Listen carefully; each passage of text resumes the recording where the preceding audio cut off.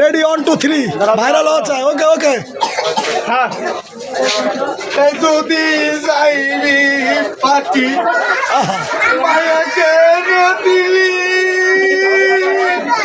অসাধারণ বুকু ভাঙ্গিয়া কানবা পর সরি আপু আচ্ছা মেয়েরা কি অনেক শাই নাকি অনেক ডিসিপ্লিন সবাই? এখন কিন্তু সবাই চলে আসতে পারে, সামনে চলে আসেন, আমরা শেষ করবো, একসঙ্গে মজা করি, ঠিক আছে?